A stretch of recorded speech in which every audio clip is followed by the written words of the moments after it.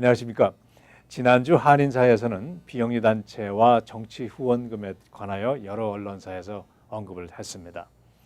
한국의 그 새누리당 대표단이 미국을 방문했을 때에 비영리 단체들 중에서 특히 501c3로 등록된 단체들이 이분들을 환영하는 행사를 후원함으로써 이 문제가 거론되었고, 더 나아가서 미국의 정치인들에게 비영리 단체들이 후원금을 전달하는 것이 합법적인가에 대한 분석으로 이어지게 됐습니다.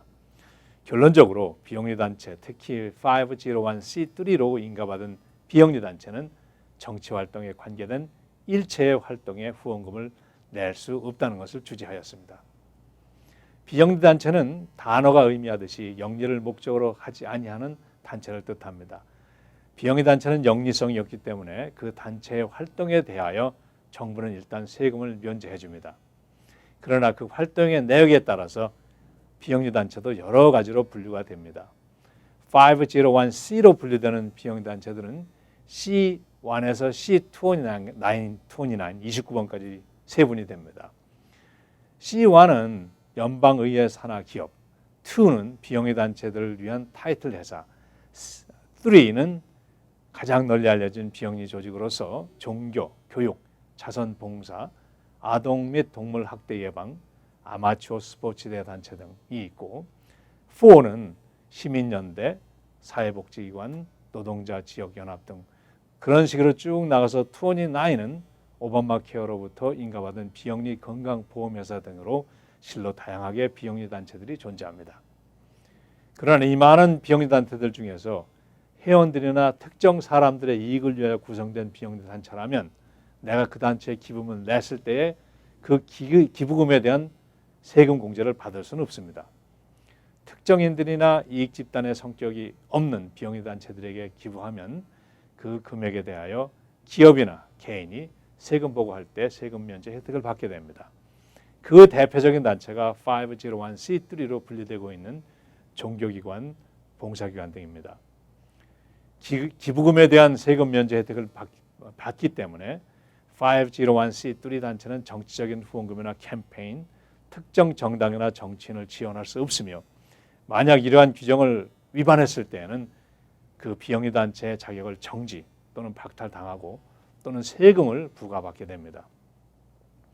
501c3 단체에 대한 정치 참여 규제는 매우 엄격해서 그 단체에서 일을 하거나 관계되는 사람이 특정 정치인의 후원금을 전달하는 경우 자기가 속해 있는 기관을 명시하게 되어 있고, 그 기관이 정부로부터 지원을 받거나 계약 사실이 있으면 후원금을 주지도 못하고 받지도 못하는 규정까지 있습니다. 한편 501c3 단체들에게 정치적인 관련 활동은 금지하고 있지만은 어느 정도의 로비 활동은 허용하고 있습니다. 그러나 그 비용이 일정 금액을 상회하게 되면 세금 납부의 대상이 되고 비영리 단체로서의 자격을 상실할 수 있는 경우도 있게 됩니다. 비용 산출에 있어서는 매우 엄격해서 로비에 참여하는 직원의 인건비, 체류비, 부대 비용 등을 모두 포함시킵니다. 양식 5,768을 작성하고 로비 활동 내역과 비용을 보고해야 됩니다. 일정 비용이 초과되면 세금이 적용되고 과다한 활동과 비용은 501c3의 지위를 상실하게 됩니다. 어느 기관에 그 지출이 50만 불 이하의 경우라면 20%, 10만 불을 넘지 말아야 되고, 지출이 100만 불인 경우에는 17만 5천 불을 넘지 않아야 되고, 이러한 비율로 상향 조정이 됩니다. 그러나 저로서 권하고 싶은 것은 501c3의 경우에는 정치 지원금은 절대적으로 금하시고, 로비 활동이 필요한 경우라면 일단 전문인들과 상의해서 그 일을 진행하시는 것이 좋겠다고 생각합니다. 501c3가 아닌 일반 기관의 그 단체의 경우라도 비영리 단체를 운영하는 한인 단체들이 정치 활동과 후원 활동에 참여하는 경우에 그 단체가 받은 본연의 분류번호를 확인하시길 권합니다. 그 분류번호에 따라서 정치 활동에 참여 범위가 주어집니다.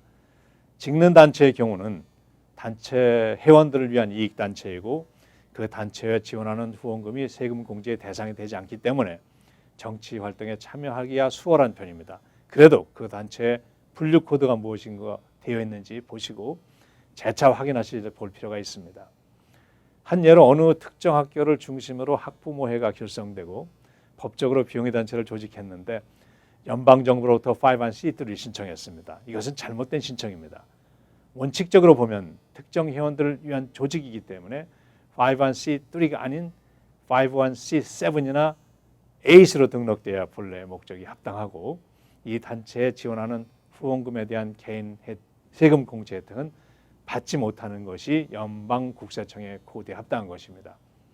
잘못된 코드로 기관을 운영하는 경우에 향후 큰 문제를 야기할 수 있기 때문에 기관의 목적과 코드가 일치되는지 꼭 확인할 필요가 있다고 생각됩니다.